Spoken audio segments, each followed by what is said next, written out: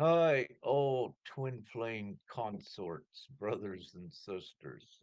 So we're recording this, and truly amazing times that we're in. And to begin with, let's say that the twin flames have been very, very low profile and let's say very unproductive for divine reasons over the course of the last several months, and hence why there was little content or interaction in this group. So, just to keep it simple, the twin flames have been kept on hold, if you will. So, this is part of the reasoning. Well, it's the full reasoning that I have not been active in putting much content out. Now, on the individual basis and in conjunction with the twin flame journey, of course, individually, there has been so much going on for the individual to also work upon. So, let's say divinely circumstances were such to keep one's even focusing back upon their self in preparation of going forward. So let's say apparently there were some deeper layers coming up for ones as well that needed to be addressed on an individual basis. And uh, let's say, it's the upward spiral in what we're doing until we get there. So I don't wish to say it's indefinite because it's not, with the whole Great Awakening twin flame journey. Um, yes, it's about the journey, but it's also about the finish line. We are not doing this for nothing and not, here on earth to wear ourselves out, if you will, extensively. So there is the rhyme and reason, if you will, for everything that we're doing with this. And there is truly the light at the end of the tunnel. So, with that, does anyone wish to, let's say, just comment on what you've been experiencing lately? More notably, let's say since the 1st of November, anyone wish to share individually what you have been feeling? I'll set it up because what I will say for uh, my divine purposes. Uh, on earth, there are times that I need to feel things as well. So I know what the collective is feeling. And sometimes, to keep it simple, I feel things before others do because I need to be made divinely aware of what is coming.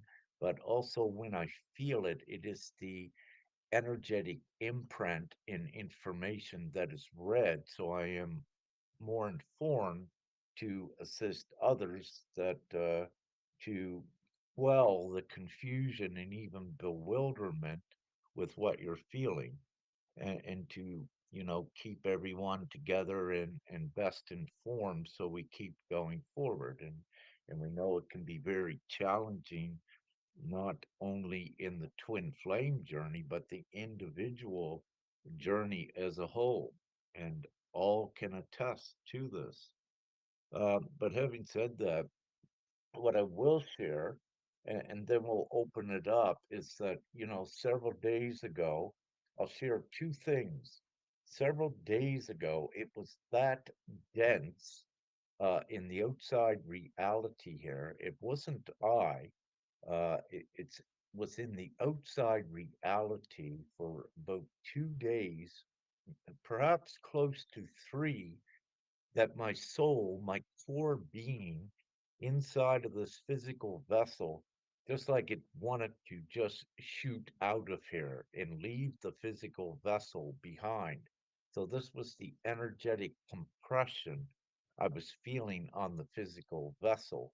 that it's like it wanted to squeeze my soul, my divinity, right out of this reality. So that was one thing. Number two, which is important, is also, um, let's say, the old inflictions of past injuries, physical injuries, and pains also resurfaced and come up. And with this physical vessel, I had a broken ankle about maybe 15, 17 years ago. And of course, it healed remarkably. But during this period of the last few days, it started to pain again. And also with Femke, she had headaches and reoccurring uh, physical symptoms as well. So the reason I'm bringing this up, because ideally, and for the most part, they were not there. We had uh, come above the level of vibration where they could exist, the level of frequency. And even though our frequency, if you will, and our vibration and our higher consciousness uh, is is here, was there, is here, even though despite of that, these physical symptom overlays come back in, they resurface.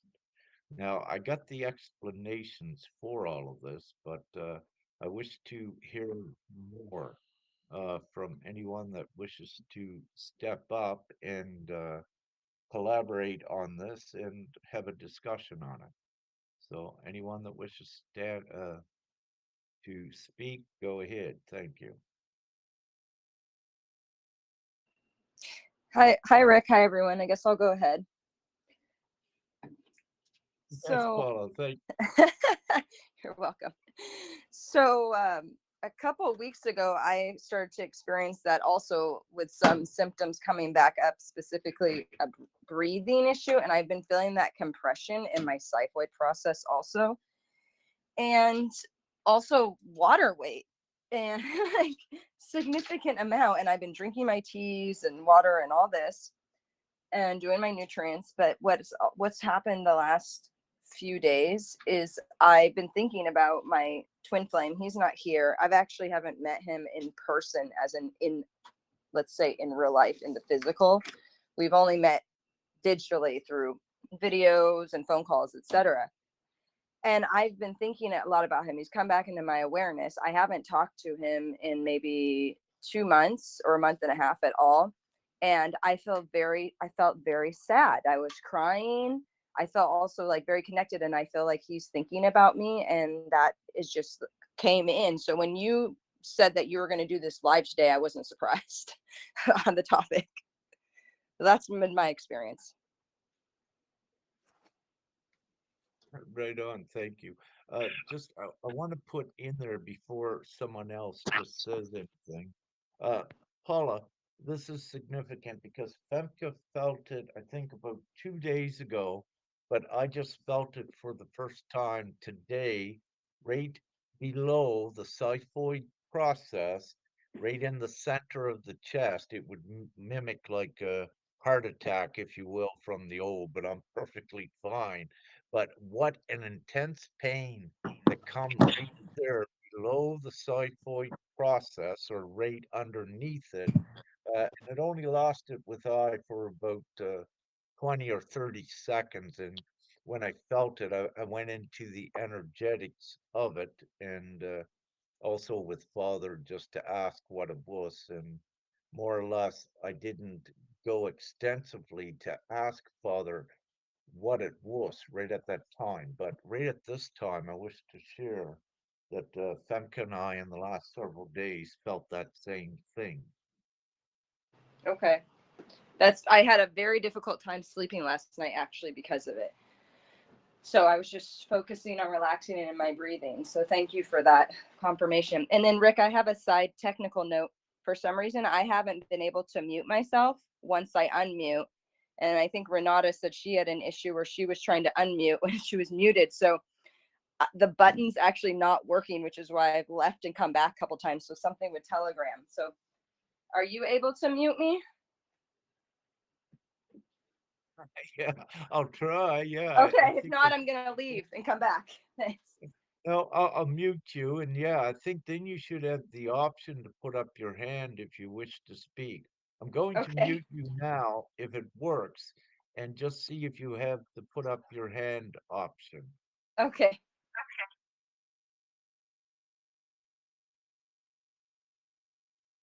We'll just wait, see if so Paula is muted. Yeah, I don't actually see if I have the hand option right now, but I was able to. You did mute me, but now I'm pushing it Yeah, again and I can't. So I'll just listen from now on if you don't mind muting me again. Thanks, Rick.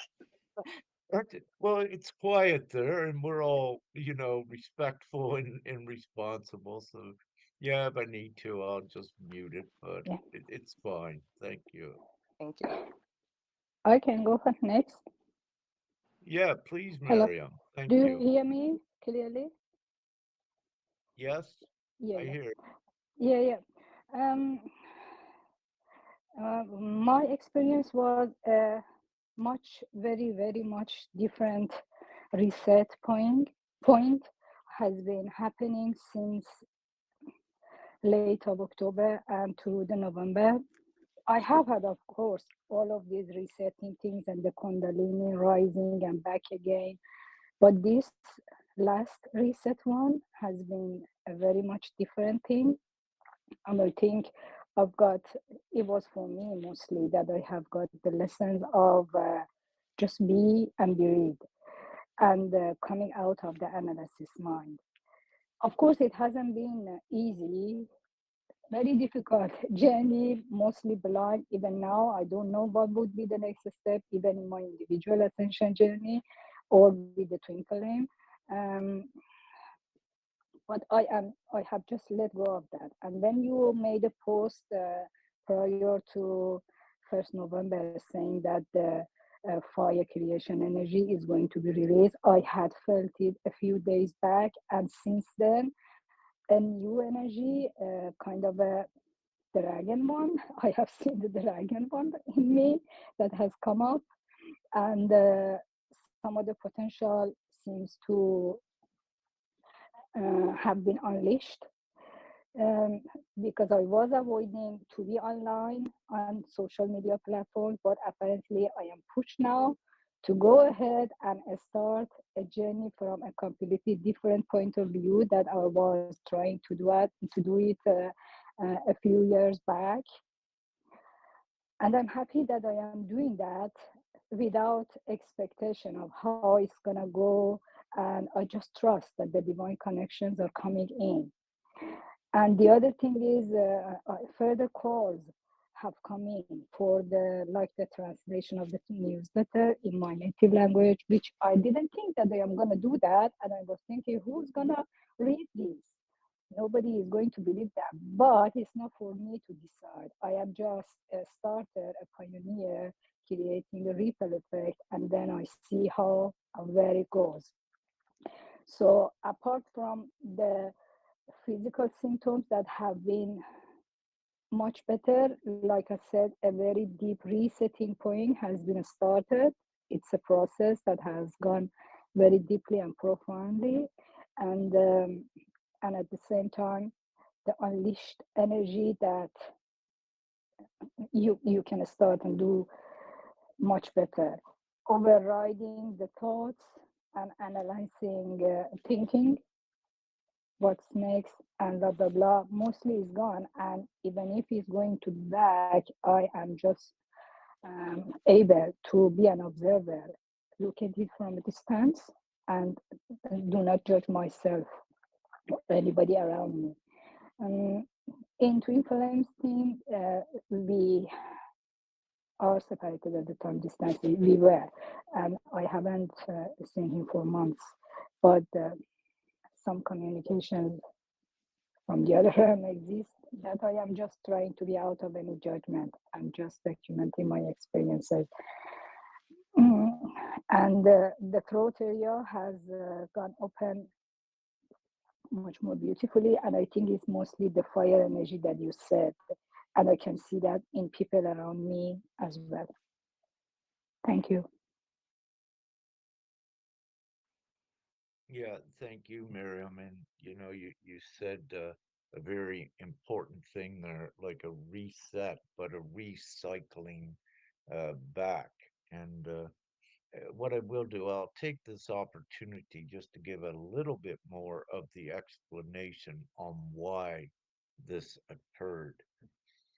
And to keep it as simple as possible, you need to look at where most of the energetic focus was towards in the last few weeks.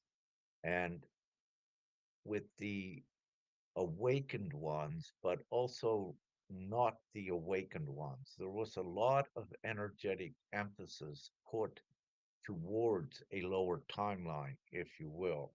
Now, divinely, it was set up for um, what I had mentioned back in, I think, into September, that we would take a plunge in vibration. We retain our higher consciousness, but the physical vessels would take that plunge. Now, there was a reprieve with it when we had a bifurcation scenario with the timelines, but the bifurcation scenario was to retain the higher consciousness and also the achieved energetic values with the crystalline process of the physical vessel.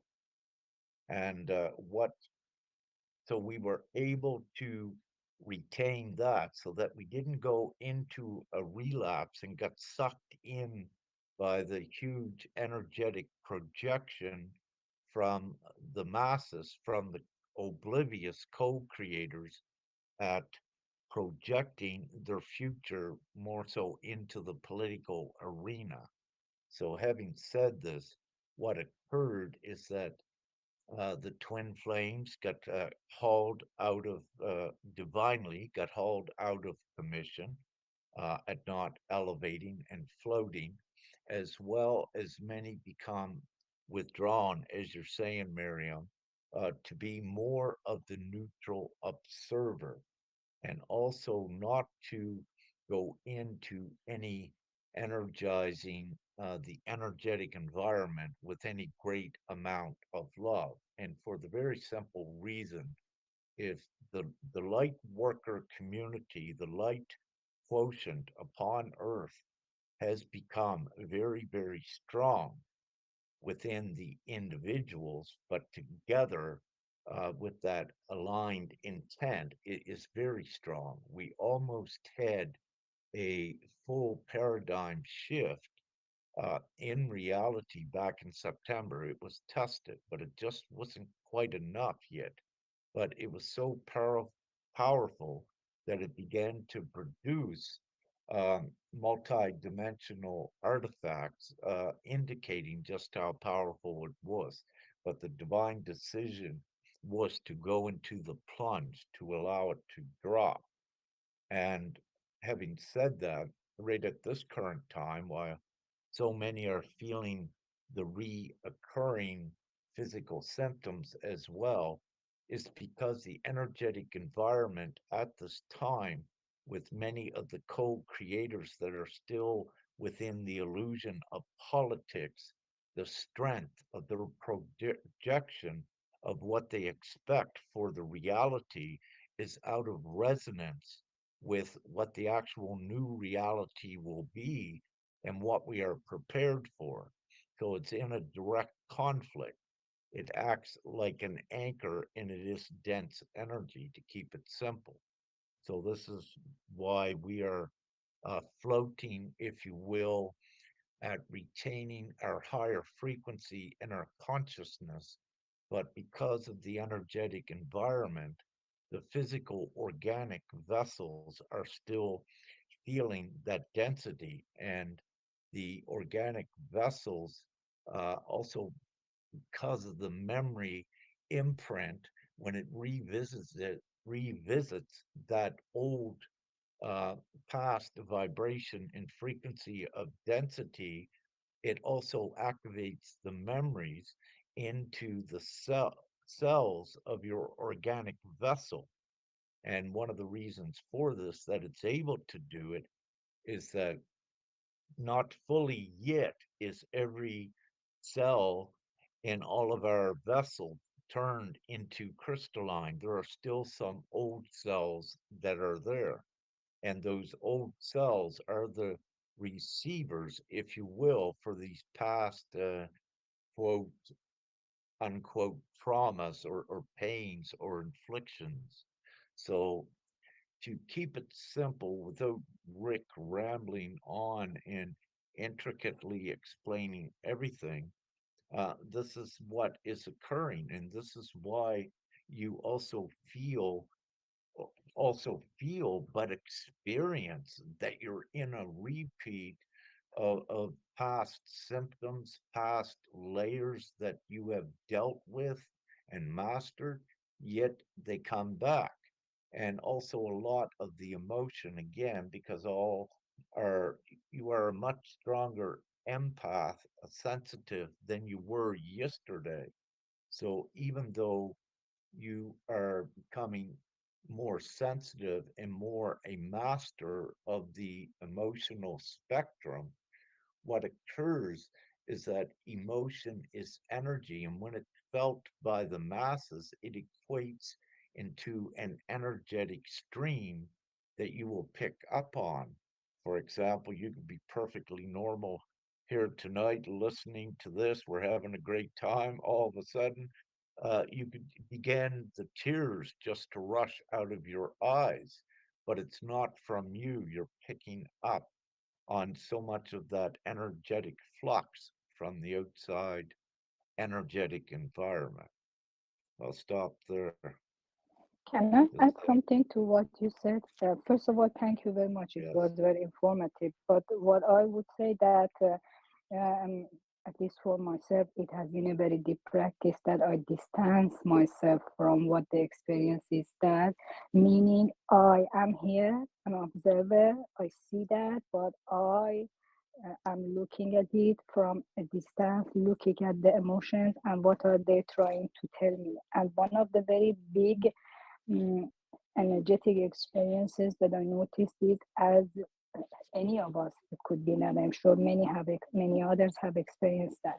As we have become much more powerful, transmutation of energy for the collective is done through us to raise the vibration in the collective. And in the past, when I had a lot of physical symptoms, I couldn't handle it at all. I was only able to look at what I was feeling.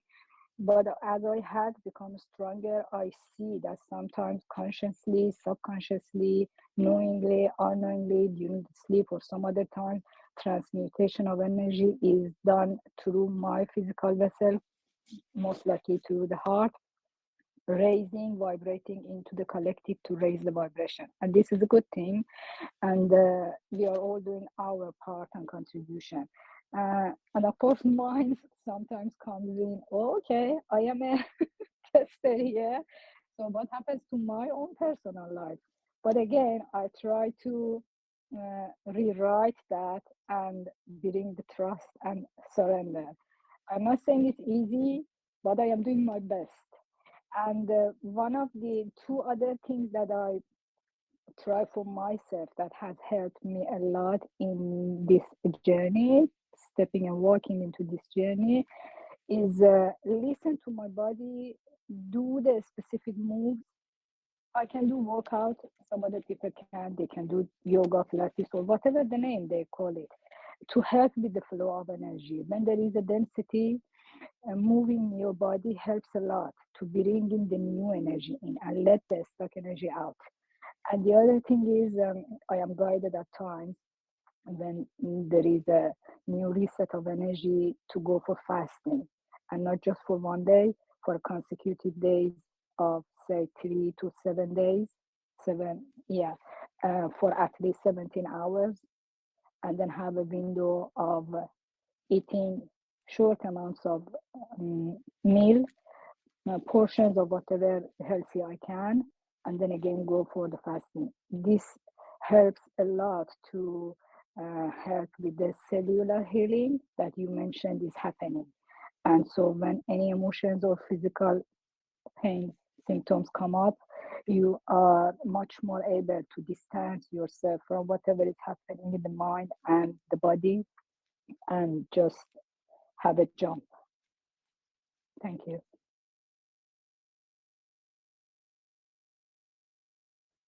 Oh, thank you so much, Miriam. Yeah, anyone else wish to speak at this time? Right ahead. Hi, brother. Oh, was somebody else wanted to jump in then? That's okay. Go ahead, brother. I'll follow you. Thank you, sister. So in regards to from the 1st of this month, yes, actually, well, I was anticipating the end of October. In all honesty, I was glad to see the back of it. And but from the 1st onwards, I began to feel pressure in my head. Not pain or a headache, certainly not at first, but there was a distinct pressure that began to build up, and it increased over the next 2-3 days until the point where it did almost become painful and constant. I was very aware that it was a movement into a more intense level of transmutation. I was very keenly aware of it, and so it was easy to accept. Then 4 days ago now, I think it was 4 days ago now, I became, so it was Monday night going into Tuesday, I became very ill. I began an extreme detox. I fell into a fever, very intense fever, uncontrollable shaking. I could barely speak, could barely string two thoughts together, really. It took about I'd say about 8 to 10 hours through the night for the fever to break. It remained a little bit, it still remained a little bit hot throughout the next couple of days, but it just became like very intense flu-like symptoms, um, and then it released. It released fully after the dream, which I posted in the Telegram chats that I had, which was quite a profound moment, which I am recovered from now.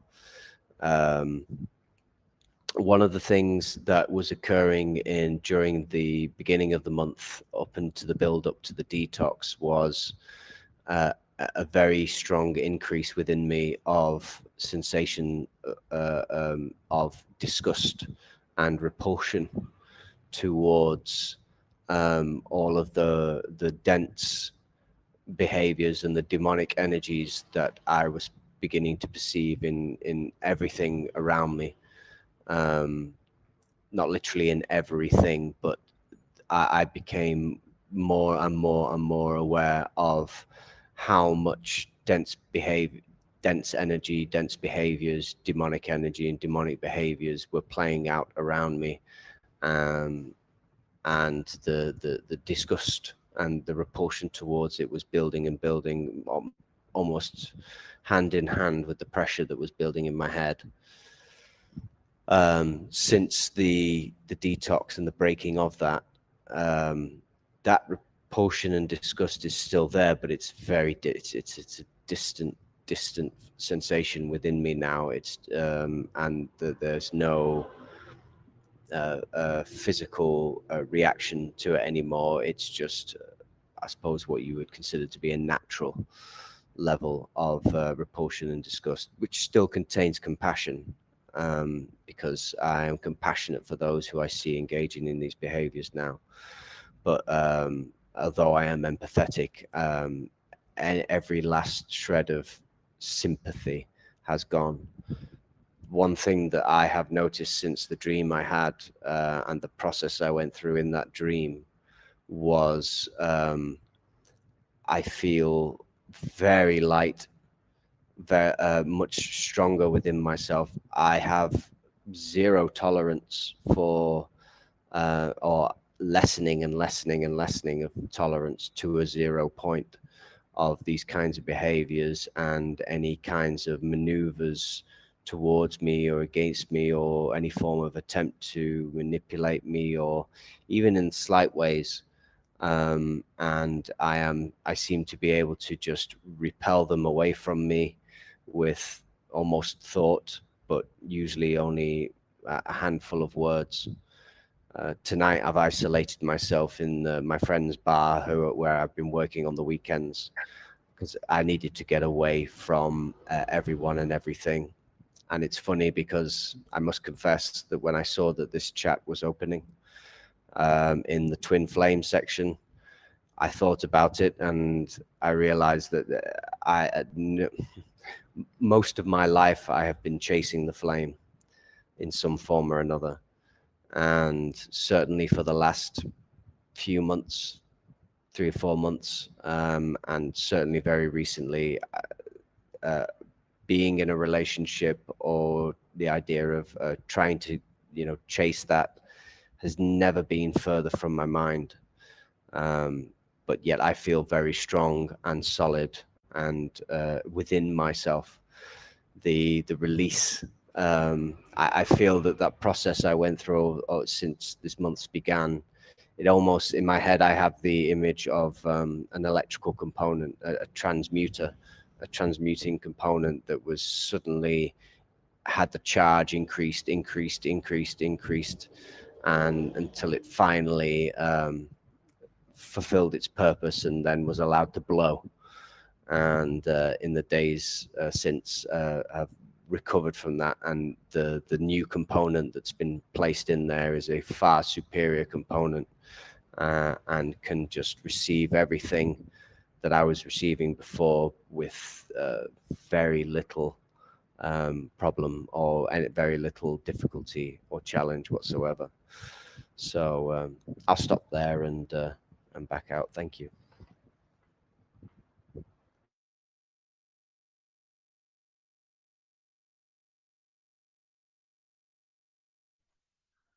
Yeah, thank you, brother. Yeah, Sister Renata, you wish to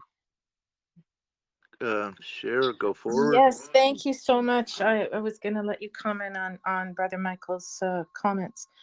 Yeah, that was very intense. And Brother Michael, I did read your dream, and it was very, very intense. And I'm not surprised that you've been having, such a time with it in general. Anyway, so two things. Listening to everyone it's and Mariam, hi. We haven't spoken yet before. Hi. I had a channeling session this morning, and I don't know if this is going to help or not, but what I was shown was and Rick knows that I had an experience with the 0 point a couple of weeks ago. Well, I was shown once again that we're going through a shedding process, and it's sort of a twofold. It's not just that we're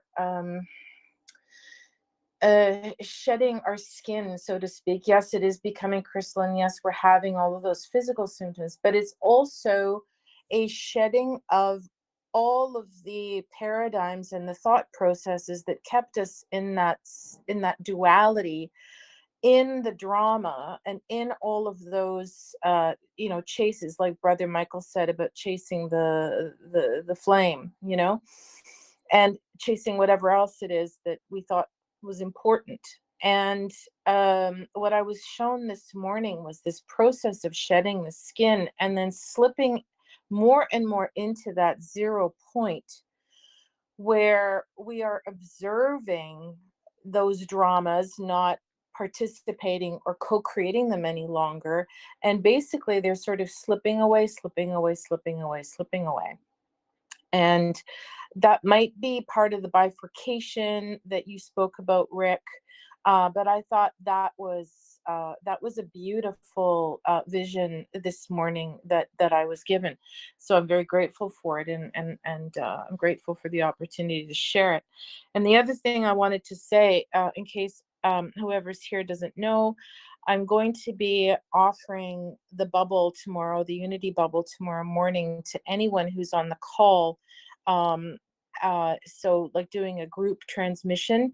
Um, I know, Rick, you know what it is, the Unity bubble. There are other people on this channel that I've also worked with and who know what it is.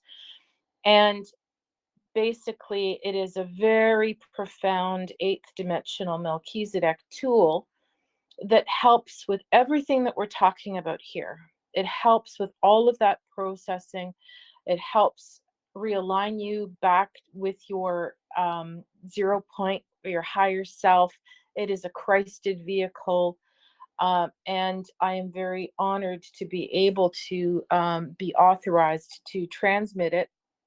And like I said, tomorrow morning in the Divine Collaboration chat at 9 a.m. EST, with the help of dear Paula, because I hope I'm not going to screw it up technically because I've never done it before. I'm going to be offering that transmission, and it is, I mean, if anybody here wants to comment on it who has received it, that's great. But it is a very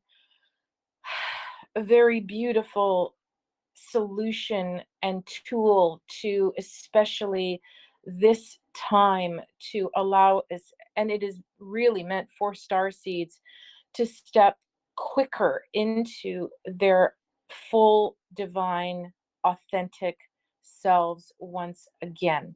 So I'm happy to answer any questions tomorrow morning.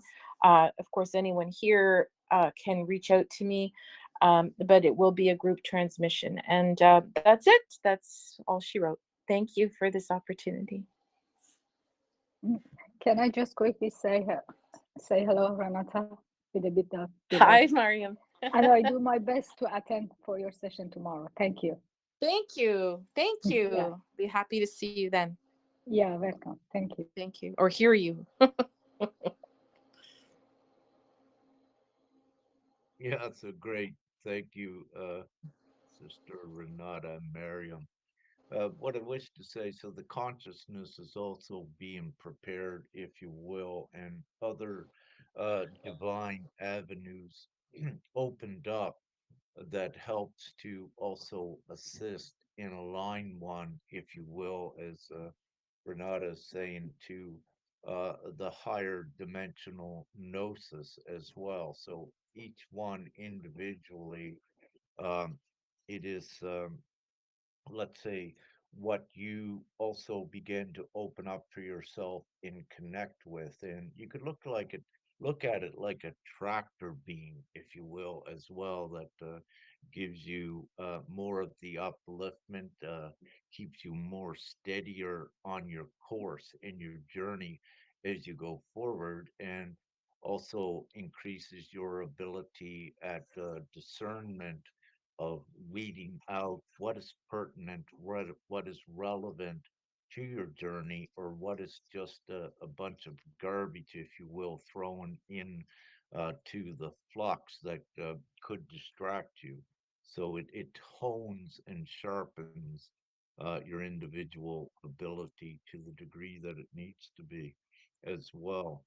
And just simply, again, uh, the consciousness has to be aligned with the higher realms. And this world that we all currently are in is not going to exist, at least for us, in the near future.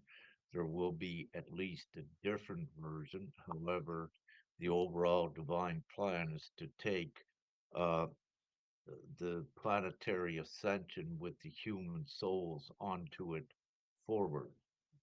So this is the plan, and at least to my knowledge, nothing has changed yet. But what I wish to say, it's a win-win situation, whatever occurs.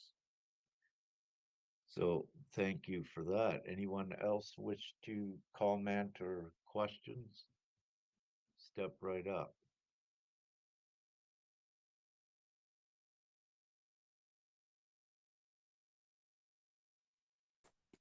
So I'll Uh-oh. go ahead.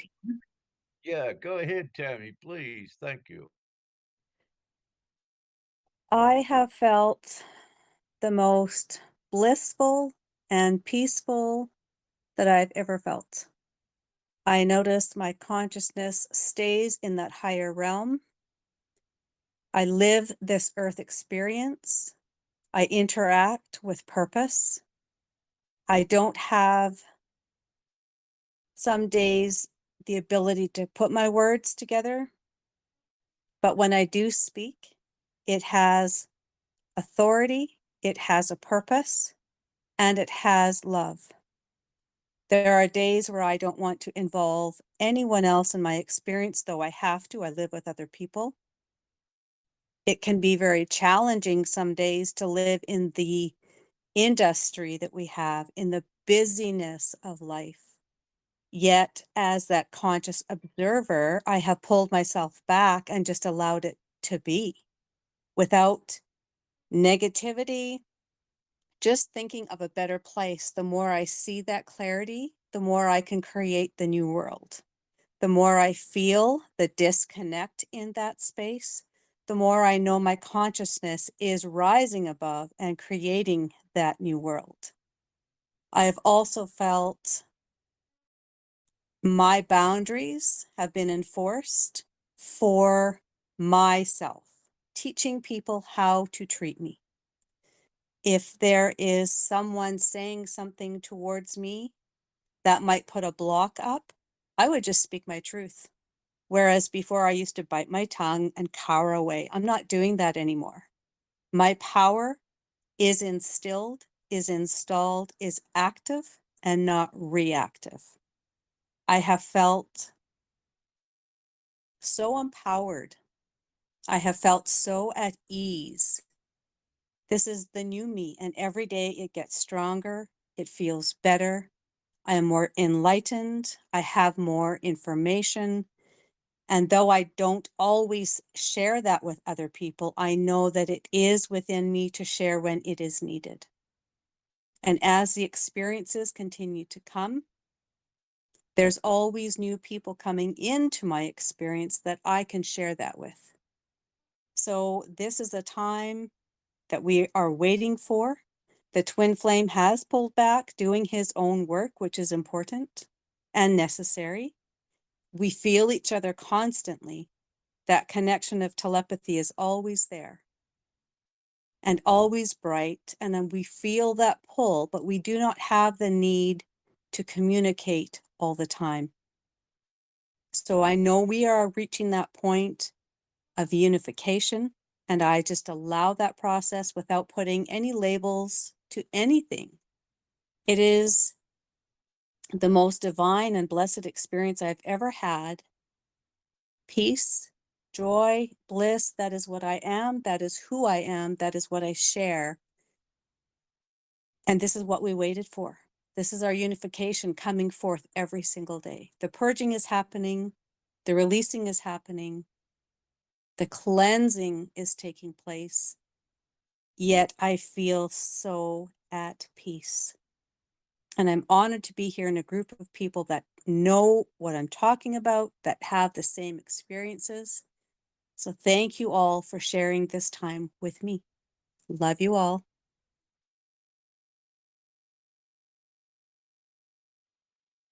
Thank you so much for that beautiful missive share with us all, Tammy. Yeah, and the inner peace, as we know, it's so important. And to add, at times when one may become discombobulated or a little bit, if the chatter begins to take you away, to begin to create things that aren't there, bring yourself back to the center of peace in the now moment and clear the slate of the chatter as well, and find that inner peace. And amplify it outward, and it begins to instantly change your reality, and it raises your frequency as well. So very, very beautiful. Anyone else wish to speak at this time?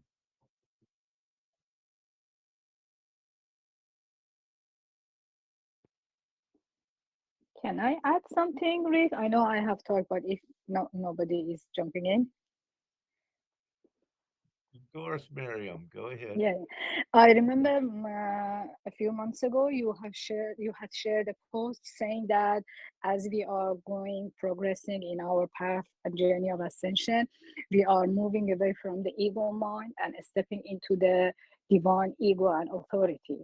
And what Tammy described was exactly this is what I felt, because many of that I have experienced that too.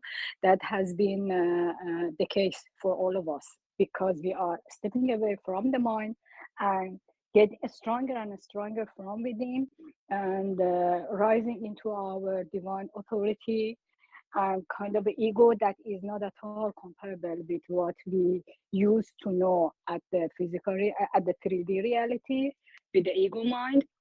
It has been my own case that I can interact with people with much more authority, not from a low vibe or um, wanting to show them what is the reality, but with my own presence, my own act, and the vibration that is spreading from just being me around when I am around the people, and I can see the effect.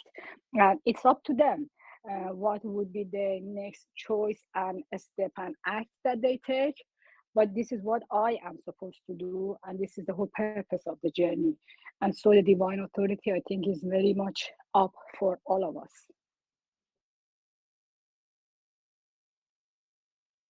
Yes, yes, exactly. And thank you, Miriam. Yeah, and this also ties in with what Sister Tammy was saying about how important it is to speak your truth. But again, this is your divine ego, your divine authority to speak your truth and morality as well. And this is what is coming from the soul that needs to be put out in words into your reality. And what ones will discover on an individual basis that don't already know this is that it instantly changes your reality, that if you were to compare it to 10 years ago, let's say when you attempted to say that something is not right, you would get shut down and would get jumped on. And those are the times when you would hold your breath and not say anything. However, it has flipped now and it has changed. And when you stand and trust more your divine authority, and vocalize your truth out there, it is having amazing effects, and you will see, wow, it's even magical. So, yeah, it's so important to do that for all. And, this is part of our transitioning as well, as we not only what we're doing is not only seeding, if you will, the other individual you come into contact with, you're actually seeding the entire energetic environment, which is the creation, which is the reality, what we're also doing. And as more and more of that are doing this, the old paradigm, if you will, the old reality melts down at a much more rapid and even exponential pace. Uh, and again, getting back to just what I had said before, this time has been allotted, if you will, for a plunge for many. But at the same time, that let's say um, that it may be plunge feeling for the vanguard when we look out at the reality and it doesn't fully resonate. What is occurring is that more and more are raising up through the cracks of it at every second, every moment. and it is ready to break. It cannot go. The old paradigm cannot continue on much longer, as we said. So again, yes, very important and very beautiful. Uh, just to share, Femke and I. So I had mentioned earlier in the show, my ankle had in this physical vessel that I had broken many years ago, had just started to pain out of the blue like a phantom pain. No reason for it to pain a few days ago, but what I was instructed to do was to test my healing abilities, my actual healing abilities here in this realm. And what I will say, in the past, my healing abilities, although I know how everything works, they are divinely regulated. And one of the reasons for it is that I'm not to begin to heal miraculously and outwardly, if you will, because there is the divine plan that is the priority, and things are regulated and divinely kept in check. But having said this, in the past, what I've witnessed and noticed with Femke, her healing abilities outpace mine, which are amazing. I've been a witness on more than one account. And but with myself, I had noticed that there's only certain times that I'm divinely allowed to heal things. And my mind goes to Mika, little dog. He began to have seizures several years ago in Croatia. We were at a friend, and I was allowed to heal him and miraculously, without getting into the whole story, I healed him, and I was very grateful. But just the other night, I was instructed um, by Father to put my ankle, to cross legs, put my ankle up close while I was laying on the bed, and put uh, each one of my hands on either side of the ankle about 6 to 8 inches away. And then I created, not created, it's always there. I amplified the energetic field and gave the energetic field the instruction to assign the proper frequency, meaning that I didn't have to give it an identity with a number of the frequency. It's whatever frequency that would take the pain away, if you will, that would counter it. So I just did that. And so I experimented, if you will, with it and with myself and observed the effects. I could feel the heat going down my opposite leg. I could feel the heat uh, to an extent go in to the actual pain in the ankle, then pushed it out through my big and my second toe. That the pain actually, I could physically feel it go right out through my toe, and it left, and it was beautiful. And so very real. So I was able to experiment and play a little bit with myself. Now, also interestingly, today with a sciatica nerve thing that I haven't had for divine reasons for years, I began to feel that. And so then I was instructed for Femke to use the same procedure with her hands on each side of my hip, about, let's say, um, probably 8 inches or a foot away.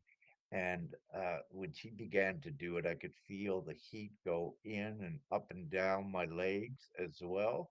And what I will say, I'm so grateful that, yeah, my hip, it was starting to pain today, but as soon as she did that, immediate relief and gone. So the miraculous healing is being elevated right now as well.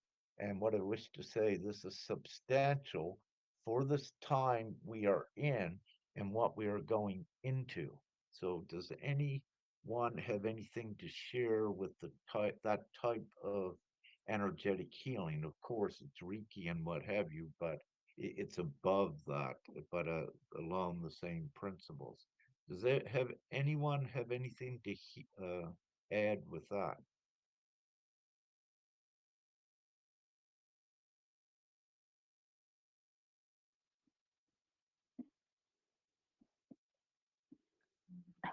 I have, sorry, I have talked a lot, but I just want to say to answer your question, I have had very similar experiences, just as you described. Either it is with the flow, either it is with the specific moves to let the flow of energy in the area, or just with the mind to concentrate and let with the deep healing that is happening to be completed. And what you said with the dense energy that I had in the hip, I would say that almost 100% is gone, and at least 99%, if not 100%. And very similar things are just dense parts in the body. I just tried to be out of the mind, rewrote what was the old stuck energy, and say, no, it's fine. Like it resembles the other parts. And I'm calling and commanding the natural organic flow of energy and its function to be back. And it has helped a lot.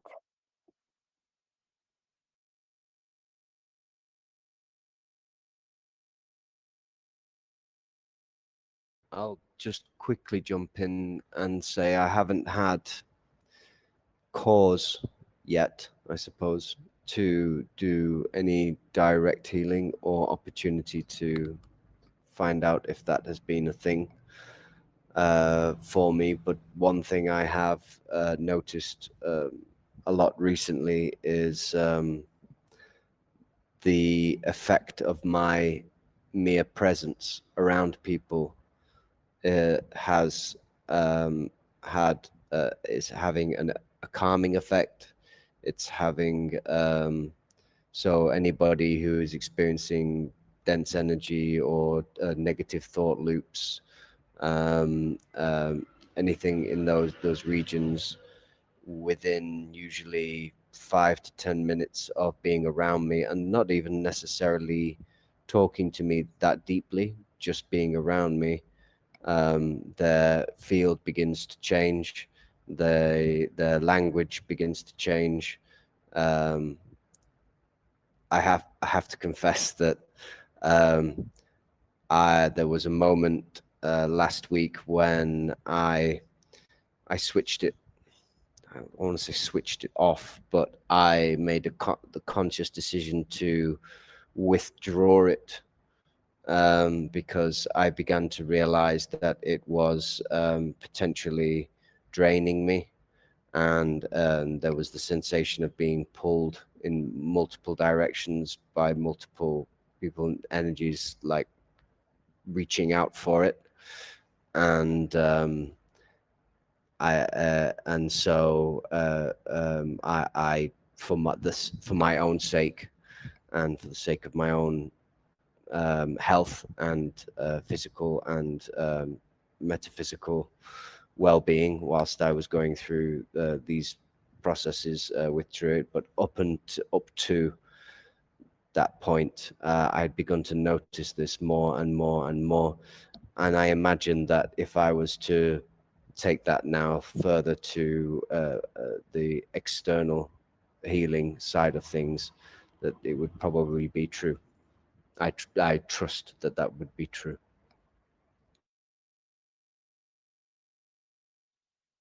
Yeah, thank you so much, brother. You know, with this, generally, what I wish to say, all of us, to one extent, or to whatever extent, we do heal as well. And sometimes it is just our presence that does amazing things, but it's also the healing is multifaceted, meaning with hands-on, conscious healing and just being in that space. But um, there was something I was going to say in this, and yeah, for a moment that just got taken away. But having said that, anyone else? have anything to add or share with the healing? Oh, I know what it was. One thing, the healing, the widespread healing is kept in check as well, meaning that the energetic environment as a whole is unable to sustain the miraculous healing yet because of all of the density and uncleansed um, layers that ones need to quickly go through so that we heighten the energetic environment. And then what occurs miraculously when there is not any of the contaminants in it, no one needs to be healed. So we can do this. It's part of the ascension and what we're doing and where we're going, but on the individual basis, meaning that a healer will only can heal so much, not at all yet. It takes all of us together to heal the environment that heals all, the energetic environment. And that's what we're doing. Anyone wish to add anything to that with what Brother Mike or Sister Miriam said? I'll add to that. All my life, I've had people say to me, I feel calm just by having you in my experience, just by being close to you. You put your hand on me, and right away, everything else just disappears. Many people have said your voice is like an angel.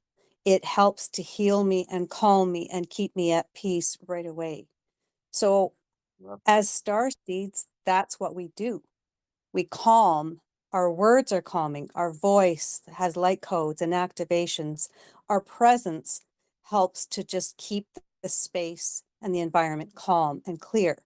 So I encourage everyone to just go and shine your light wherever you are, purposely intend to send that love and calming peace out wherever we are, and just watch the impact that that has on others.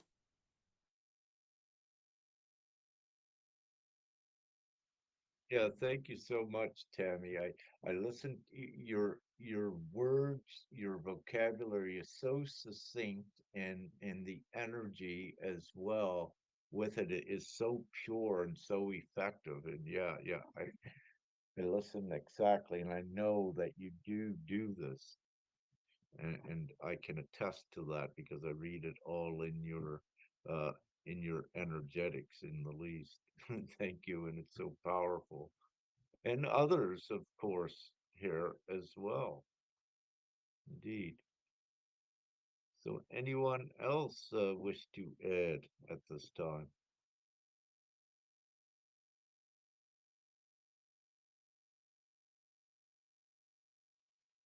Well, well, while we're waiting for anyone else to add, I wish to shift a little bit the topics that we've been on here because this is very important.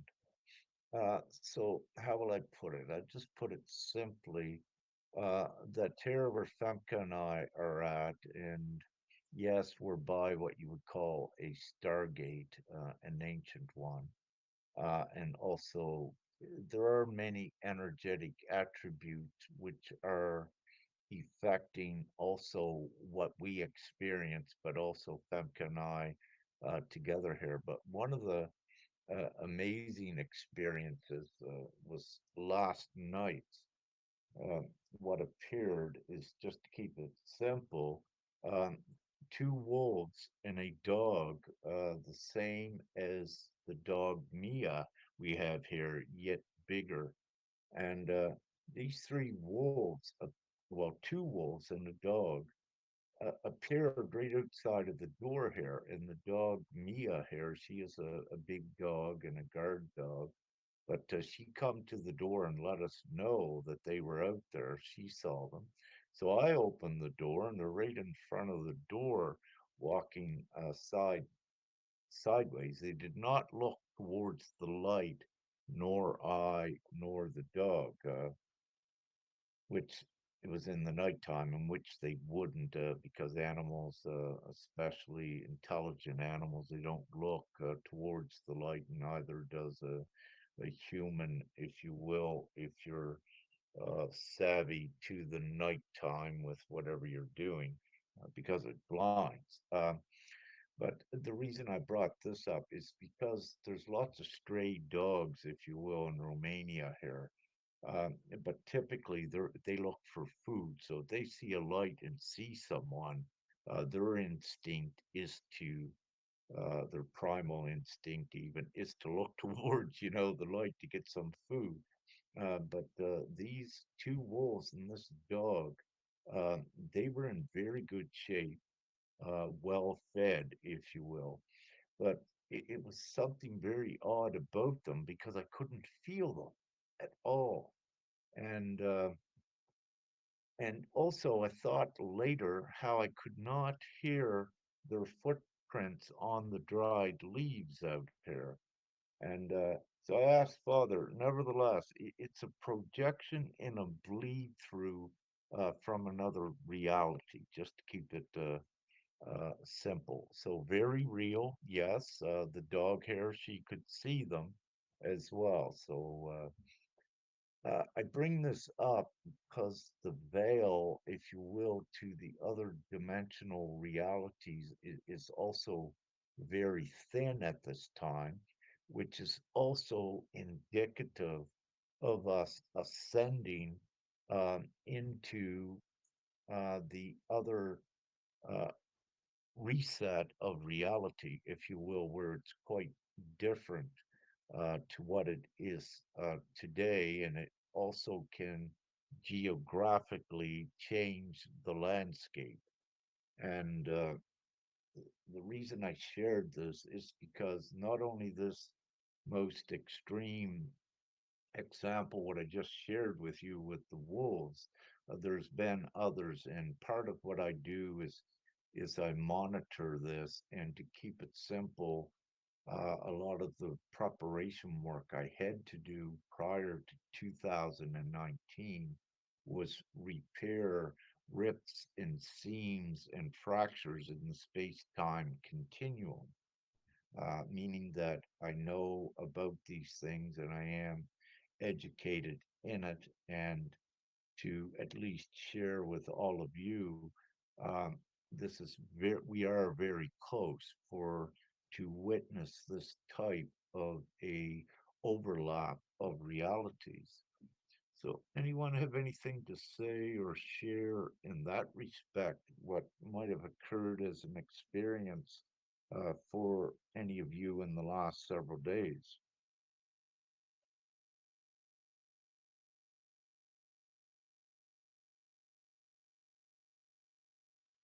No, all right, silence, I guess. Uh, One other quick thing to uh, remind all of you, this, if you don't already know, um, also a few days ago, I think about 3 days ago, when I mentioned when this my soul wanted to jump right out of this physical vessel, right around that night, um, at the last of it, what we had, see, Femke and I also where we transmute the energy, as all of you on a collective level. Um, One of my gifts is, in Femke's too, is the ability to see the actual negative energy as a dark assemblage of energy, if you will, negative, like a black cloud, if you will. So the other night when Thump and I laid down in here to go to sleep, I put off the lights sometimes. We'll just it's pretty dark in here, and we'll just put our eyes around a little bit from a light comes through the curtains. But we could see a huge swirling energy going in here, negative, like a shadow. So instantly, I had to set up the procedure to transmute this. And the procedure I use is, as soon as you see if you had the ability now to see the dark clouds of energy, the first thing to do is to put your eyes onto the energy and give the command neutralize. Keep your eyes on it so this stops it right in its tracks so it's not swirling or moving all around your room. So you say, I neutralize you. Then you say, I disassemble you and turn you unto the light. And so it is.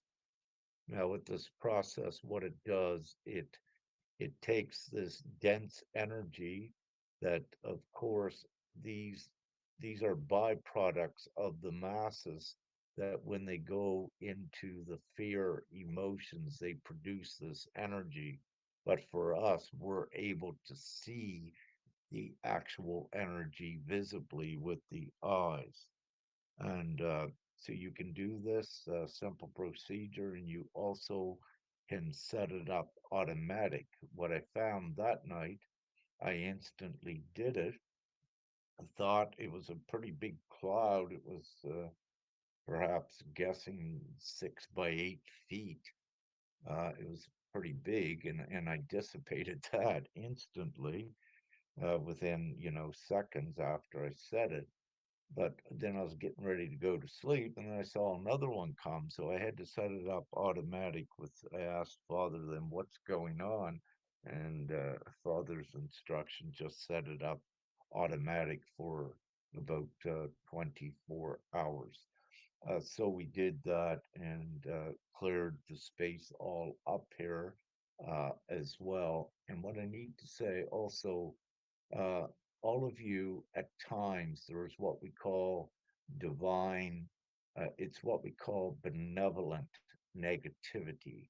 When divinely as well, without your doings and without you wanting to be, you will be put into a negative state. And uh, rarely does this occur when it's divinely done, but it's done with, let's say, the more powerful advanced ones, so that you're able to transmute a considerable amount of dense energy from the energetic plane environment field that we're all in.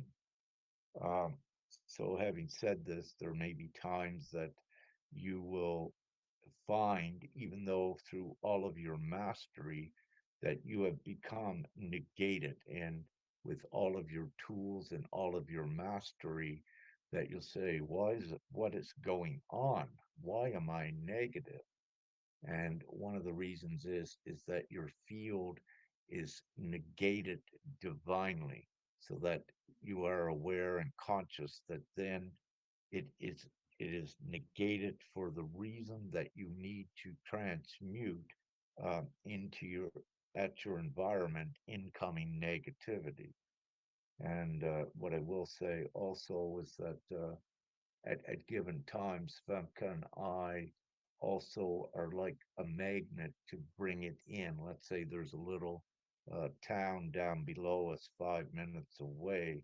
There are times when our light goes in there that it pushes a lot of negativity out of that area. And this is in alignment with what Brother Mike was saying, and Tammy, with your presence in areas, how your immense light pushes the density out.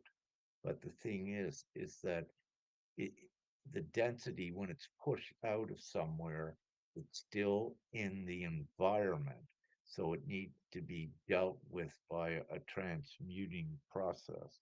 So there are times when you'll individually become a magnet for this divine effect as well. And as you, and when you have so many doing this, then what's occurring is you're transmuting all of this density, which then gets directly proportionally equated into the frequency and the vibration of Earth, the energetic environment, and it raises it up as well. So it's also on the huge energetic collective level, it is a huge cleansing of non-return density.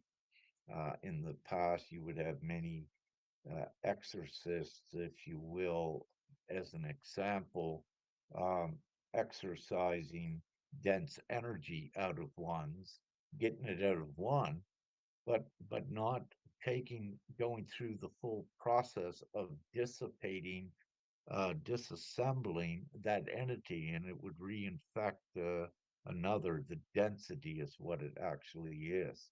So the process needs to be undertaken to clean them totally, absolutely from the energetic environment.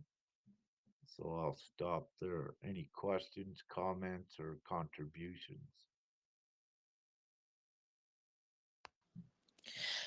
Hi, Rick. Thanks for all of that. I'm curious, when you said the words that you used to clear the entities, I, I caught I disassemble you.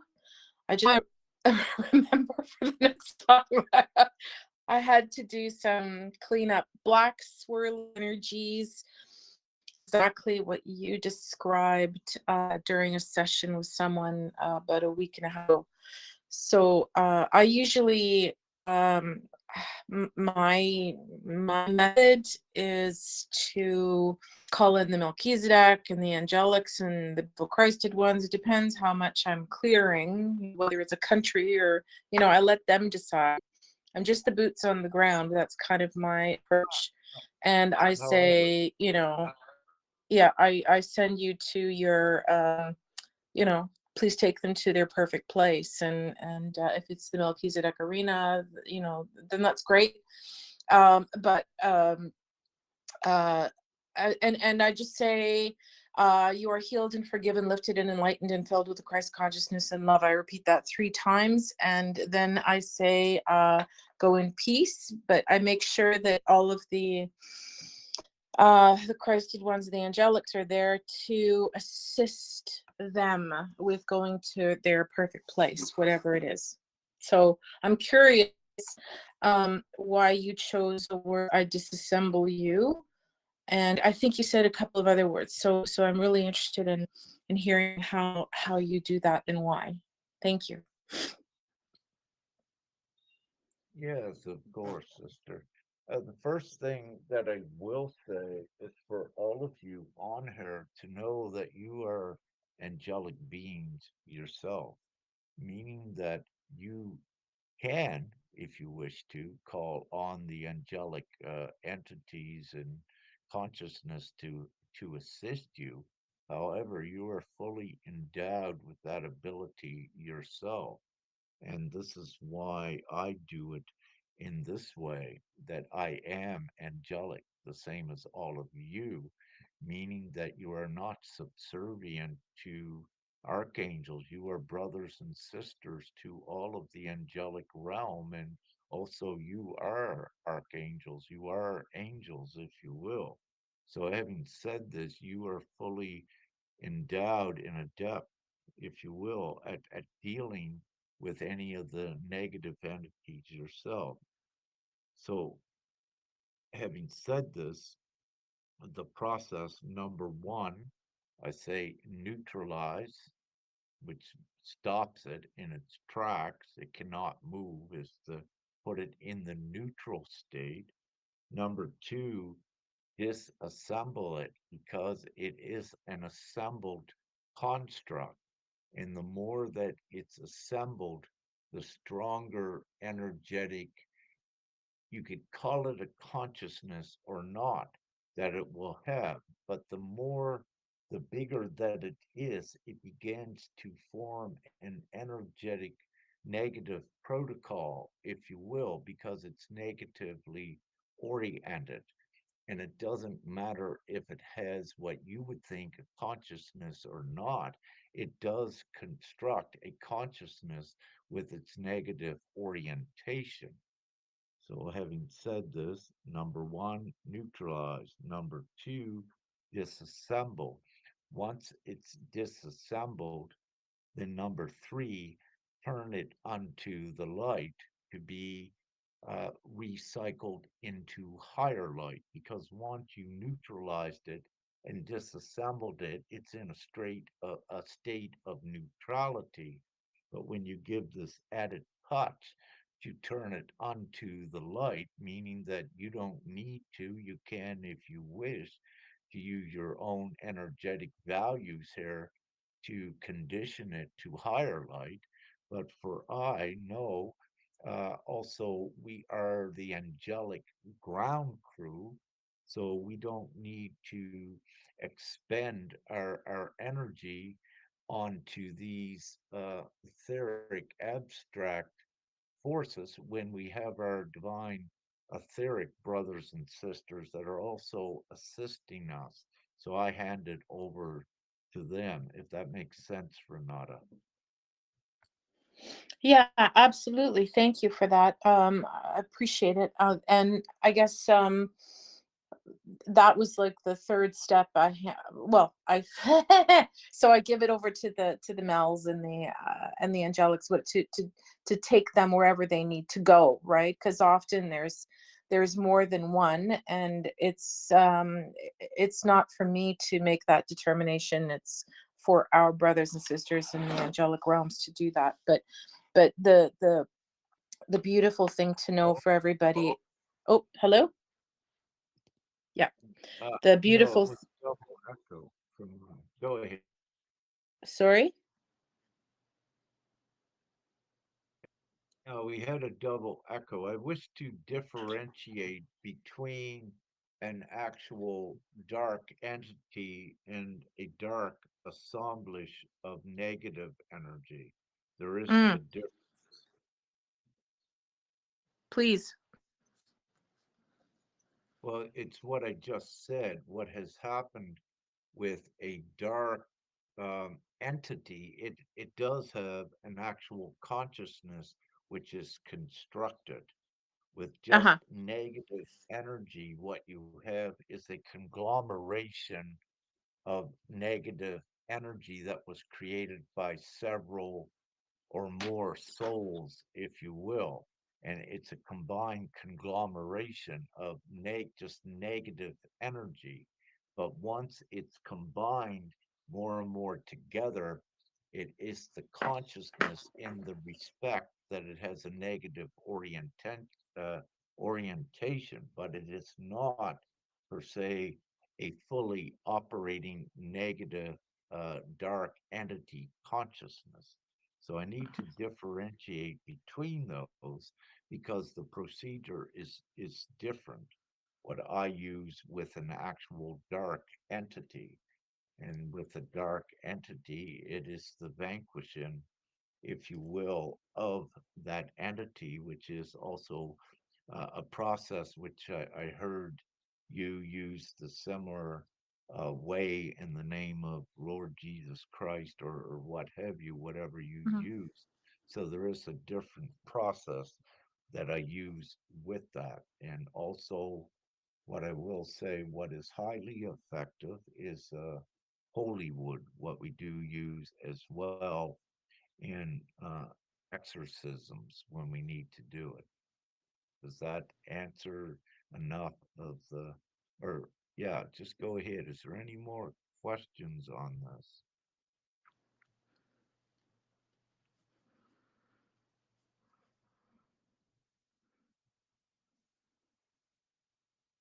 You're muted, Renata, or at least I Oh, cannot no, hear no, you. no, I got it. I got it. I just thought maybe somebody else wanted to jump in.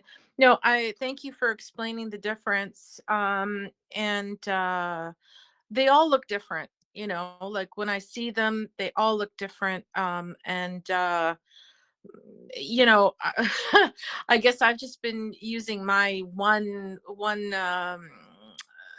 stop shop clearing, but I get the difference. And I always feel like, well, I'm putting the intention out there, and if I'm not doing it absolutely correctly, then they'll step in and fix it on the other side, and it'll get done.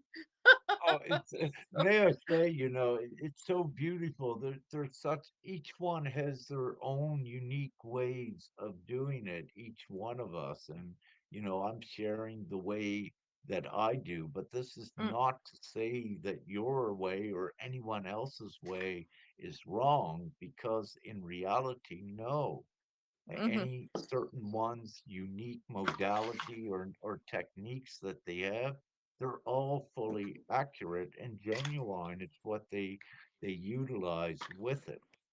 uh, the ones that are already doing it and for the benefit of the whole. It's why this discussion opened up a bit, if you will, to if there are novices to that respect, then the information is shared and purveyed outward to them.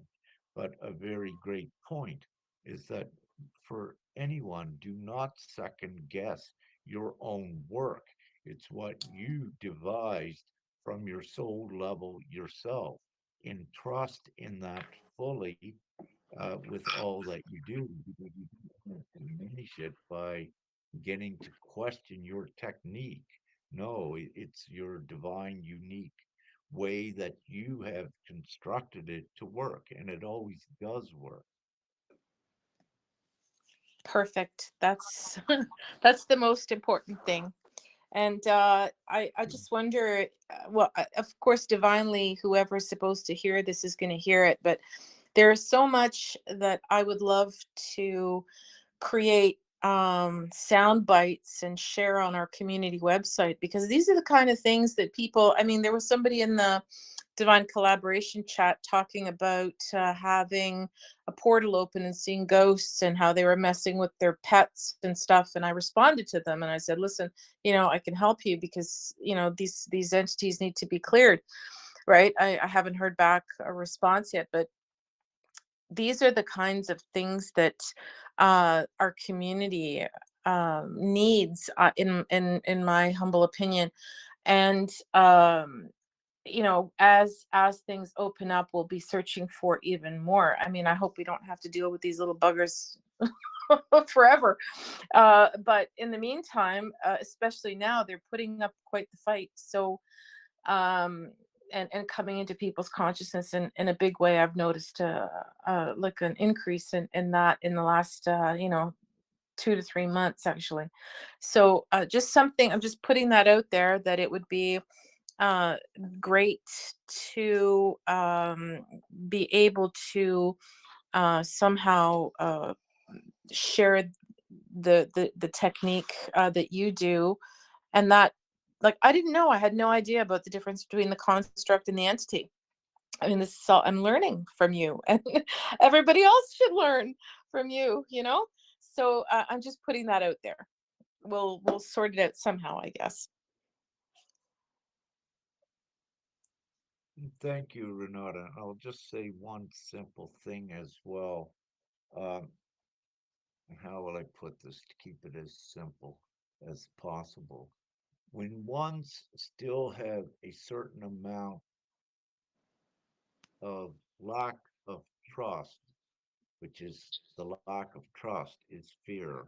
When they still have a certain amount of fear in them, and the divine, glorious, paranormal things begin to occur, sometimes if one has lots of fear in them, they can distort the actual experience. And I go to use an extreme where if one has great fear, and an angel could appear, let's say, in their bedroom, but because they have great fear and past programming of when the room gets cold, they would associate it with the darkness because of, let's say, the movie Exorcist and what have you, because of those fallacies and part of the uh, conditioning, they would attribute feeling the cold sensation to a demonic presence. Then their eyes and their consciousness would turn for them that angel into a demon. So I just want Hmm. to keep it simple for ones to also understand that divinity is cold. Pure light is cold. It's Mm, important to realize this, that if your room goes cold, you get a draft.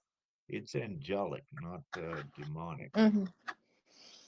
I can corroborate that. When I first started channeling with Jonathan, my teacher, who you know very well in spirit, I would have to be put, like, I'd need like 3 duvets on top of me, and my teeth would be chattering for like 10 minutes afterwards, you know, like I'm absolutely freezing. So and of course we were bringing in the highest energies, the most beautiful frequencies. So uh yeah, it's definitely cold. I don't experience that anymore. But when I first started doing that, it was super, super cold. So yes, and when I have had to deal with demons, they're not necessarily cold. They're just horrible. So and you know, actually probably not even thinking about whether it's cold or hot when you're dealing with them, because you're just dealing with them, right? It's like, out of here. So but yeah, definitely cold. Thank you.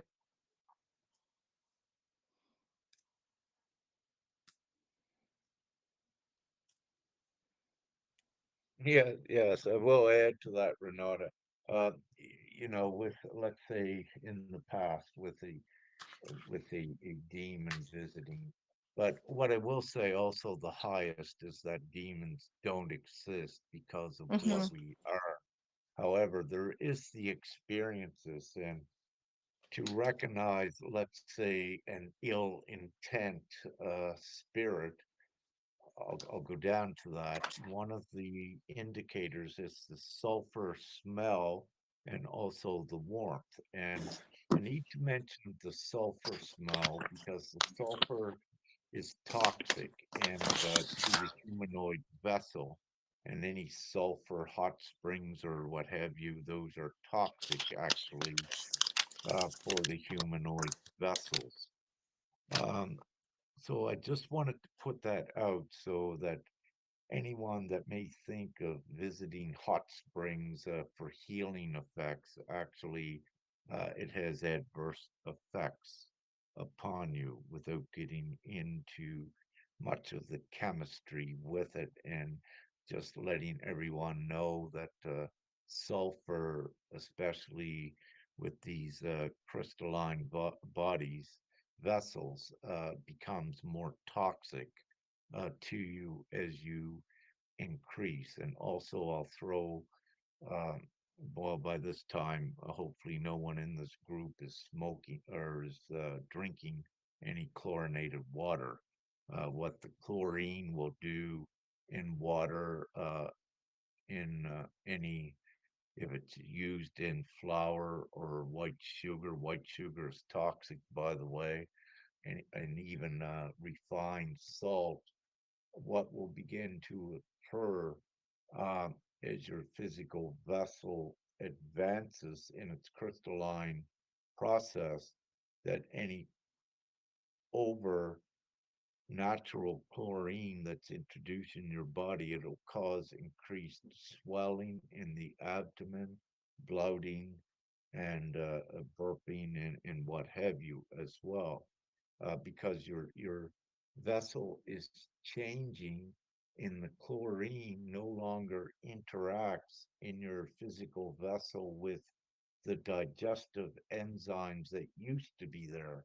You need to understand that in your physical vessel, that the enzymes also are changing. And this is also why many of you will become lactose intolerant, unable to eat meat, and what have you, because your vessel is being reconditioned, and things that you could normally have before, you no longer can have.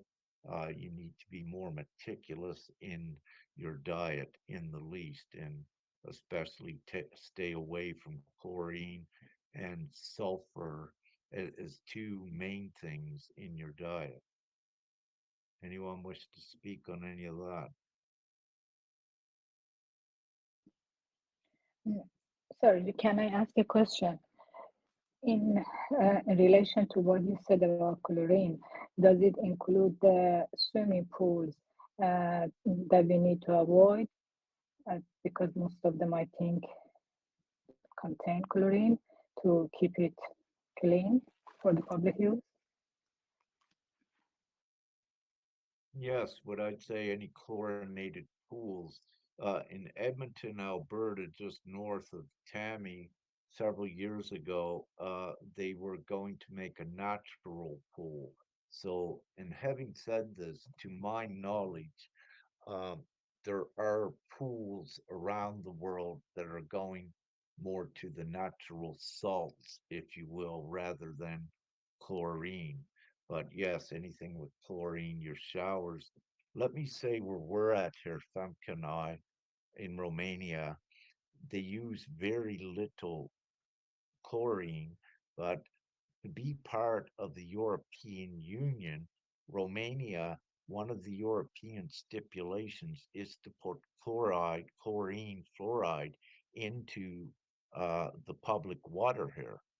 Now, what has occurred is that the water we're getting in this little cabin that we're staying at, mostly we've been there for several months. It's been good. No traces of chlorine that you could smell in it. But the other day, I believe, getting prepared for the winter, they flushed the system, and the chlorine smell that we have when we have a shower in the last several days is extensive, and it is for eye, it induces a lot of coughing because of the simple reason the physical vessel, with its defense mechanisms, begins to instantly create the phlegm to encapsulate the toxic chloride. Then I've got to spit it up. But just to give you an an example of how toxic it becomes to these advanced crystalline vessels. So yes, no pools, and when you have the showers, if you are currently in a place where they are putting chlorine in your water, then you can get for your shower caps, you can get filters that gets a lot of the chlorine out, and I strongly suggest those. You get a filter that you just screw on. You take your unscrew your shower head off. You screw on the filter, then you screw your shower head back on into the filter, and you're good for however long that they last, maybe a month or so. I haven't checked on the newest ones, but that is important. You don't want the chlorinated water on your body, and for your drinking water, get it from uh, the springs where you're able to, or to bottle or to buy natural spring water that has ideally decimal below decimal 4, I would say decimal 3 chlorine into it, parts per million or billion, I just forget. But it's important to check that to make sure that its chlorine level is around 3 decimal. I need to refresh and look at this myself, but you'll know what I mean when you look at the label on the bottle when you buy it. It has to be 3. Usually they'll have like decimal 5, I think. Don't get that. Look for decimal 3 for then it's more closer to the natural chlorine content in it, if you will. But yeah, stay away from it as much as you can, is what I suggest, Miriam.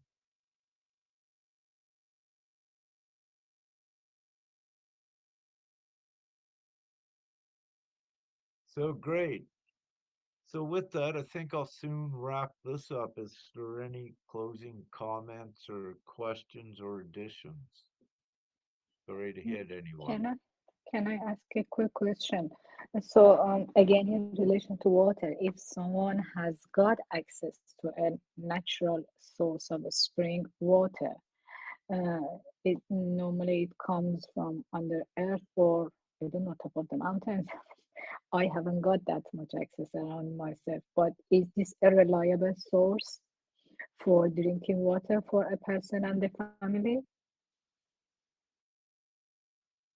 I believe what you said, Miriam. Yeah, if you go to your, you'll also be guided divinely. If you're in a place where there's no, where you don't have access to mountain little springs, yeah, you'll be guided to find a good suitable water, let's say in your supermarket, bottled water, and ideally glass. But to find uh, water bottled in the glass may be difficult. But having said this, look for a good natural spring water and use your divine gifts to guide you to the best quality. For anyone that does have access to hills and little streams and underground streams on the side of hills, ensure that there is nothing built up above the height of the stream, because what then you have is contamination. For example, you have what we call field beds, sewage disposal systems, that even if they're tied in publicly or individually, you have the leakage of contaminants of synthetic chemicals and also pathogens, which could get in and contaminate the natural, what will look like a natural little spring. A couple of telltale signs when you're looking for a good natural spring: make sure there's nothing built up above it on the hill or the mountain. Make sure it looks all good, nothing's been up there built. And look at the water in the stream. Your rock should be ideally a lighter color, clean. You don't want to see a lot of red or yellow, of course, in there, because if you see red, it's iron, it's sulfates, and yellow again is sulfates. These things are not good. So you like a nice clear water with the rocks, if you will. On the smaller the stream uh, that you have, the better. So maybe about a foot wide, and look at the rocks where the stream is coming down, and you want those looking a lighter color and clean. You don't want to see yellows and reds rust like on the rocks. You don't want to see that. So these are just some tips when searching for good water yourself. Does that Thank you. answer? Yes, You're thank welcome. you. Yeah, yeah. But the thing is with the bottled waters that we see normally in most of the shops, and I cannot trust the source, and I can see most of them are plastic bottles and exposed to the sunlight for a long time, for however how long, God knows. And as you said, I am guided to provide my water from the sources and bless it, whatever the water is, before drinking. And I believe that it nourishes my body and meets the needs of the body as much as it needs and aligns everything. But thank you for your explanation. Yeah, you're welcome. And ideally, yeah, no plastic bottles if you're able to, because of they begin to decompose inside. And of course, as Miriam's saying, if they are in the sun, the rate of decomposing is increased exponentially. And what it does into the water that you have in them, it begins to release the PCBs, the petrocarbons, and synthetic chemicals that are the plastic itself is made of. And then it does contaminate your water. And, for example, perhaps all of you in the past at one time or another had got a bottle of water and it tasted like plastic. Well, that is what is not good, throw it away. And I love, with the water, I think it was in Michigan, the Nestle water plant. I think it's in Michigan, Detroit, Michigan. Um, and or Detroit, either place. Um, but what I'm going to say is they had a water. I don't know if they still got it in Canada, but they call it Pure Life, and that is absolutely sickening bottled water. The turbidity in it, which is turbides, human waste, and what have you. The content was extreme, but how they supposedly, and I believe how they made that water was through a 12-stage filtration system of sewage water, if you will, to make it come out as drinkable and then bottle it. But these are some of the extents of, and absolutely, it's so sickening because when you look at the microscopic size of turbides and you look at the microscopic size of organisms and pathogens, it all gets into that bottle. So you could have, let's say, someone that was on heroin or what have you, and they use the washroom. And what you have is that traveling right through the water supply, right to where it's being bottled. And let's just jump quickly to California with the salmon there, because of what's the bay in California? Nevertheless, what you have is it's so polluted that harbor. What is it in California? It's so polluted in that harbor, and the name just escapes me, and it's something I know. But in that harbor, the salmon, if you will, they tested the salmon that were coming into the bay, San Francisco Bay. There we go. Um, and that were going up the rivers, but they tested the meat, if you will, the flesh of the salmon inside, and they began to see steroids and different synthetic chemicals right in the meat of the salmon. But this is how toxic the pollutants in the bay are going into the salt water and going into the food chain, if you will. And with what we have upon earth is all of the technology and all of the know-how to keep the environment pristine once money is taken out of the way as an object of hindrance. But these are the things we are cleaning up as well with the environment. But the reason I bring this up is, Tammy, you're in Alberta, and in Saskatchewan and Alberta, it was in the southern end of the province, if you will, as I drove through those. It was very sickening to see many farmers' fields, but you would see the little, um, what would I call it? Little pools for water, for irrigation.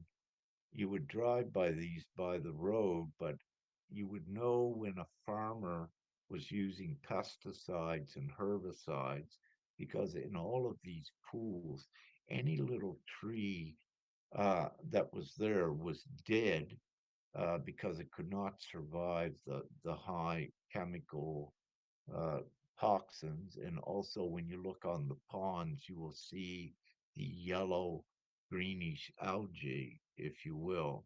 And what algae does, whenever you see algae on a pond or what have you, typically the reason it's there is because there is chemicals that are not, let's say, good for the human vessel. And it's same as like mushrooms. So for cleaning up the planet, you have two very powerful natural organisms to clean up the toxins of the planet. One is mushrooms, and the other is algae, because they take the toxins in and they break it down efficiently and very rapidly. So if you see high contents of algae, in certain areas in ponds where you see a thick scum and what have you, it's more than likely that the water is very toxic because this is what the algae eats. So you don't typically see algae uh, in a clean river. It doesn't grow there. But in toxic streams, you will see it as well. So this is an indicator. And when you look at Chernobyl in Czechoslovakia and the Russia area with that radiation and with that fallout, one thing that occurred there is that mushrooms very quickly after that occurred come in heavily populated there and also with mutations with a lot of the mushrooms grew very big but the mushrooms are actually breaking down all of the radiation effects and are naturally returning that land, if you will, to the natural proportions. But without getting extensively into that, uh, I got kind of off track, I think. Any questions or comments? And I think I'll soon end this.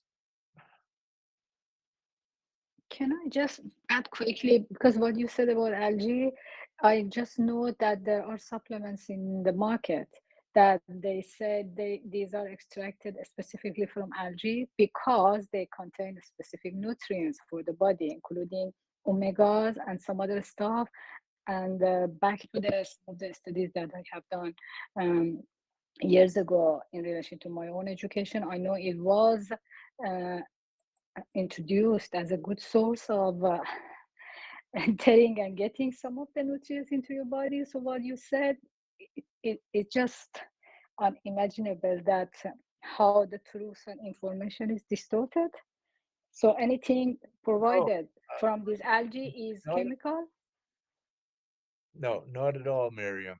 Spirulina is blue-green algae, and it is very good and very effective at breaking down the heavy chemicals in the hypothalamus gland.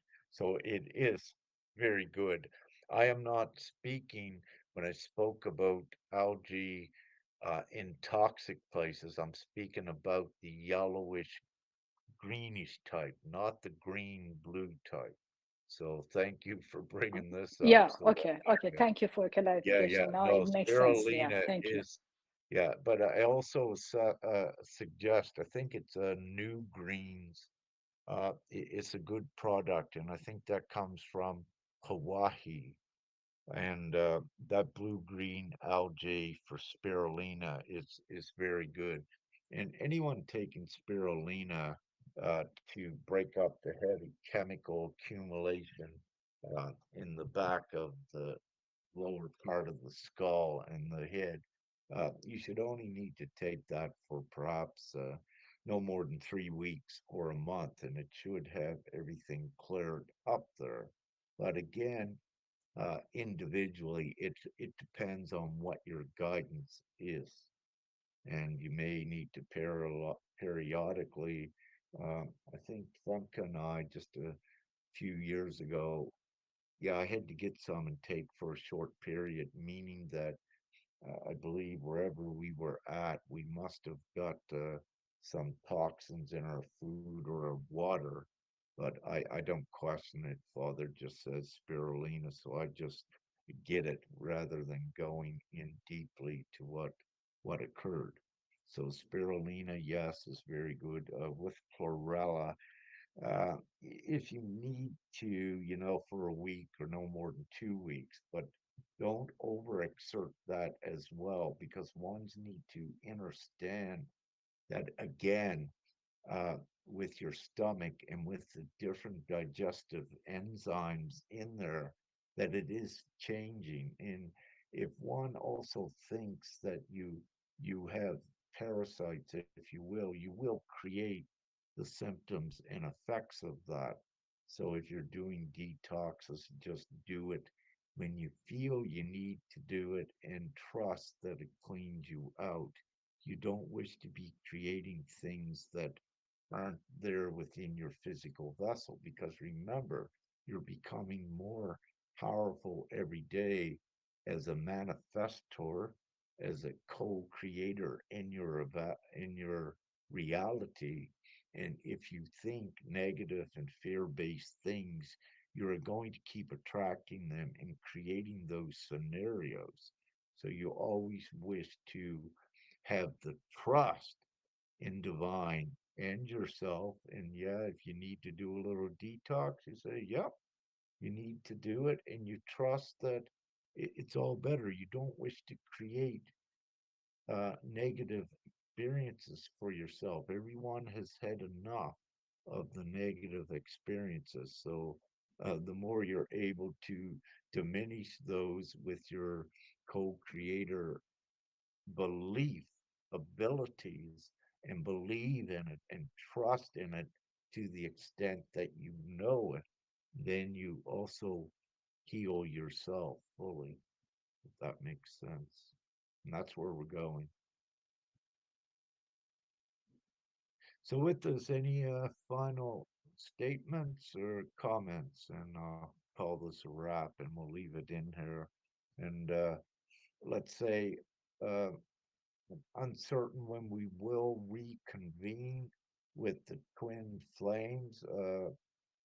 If there's something that does come up that we do have some more information, of course, I'll put it in here. But as I've said in the beginning of this, at least to my conscious operating knowing in this moment, it's that the twin flames are somewhat still kept a little bit on hold.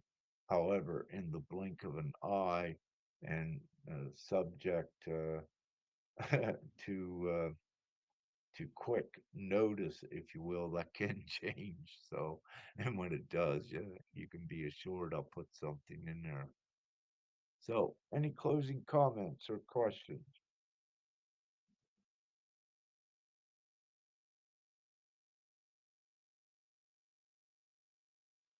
Well, that sounds perfect. That's a wrap, everyone. So it's been 2 hours. Stop recording.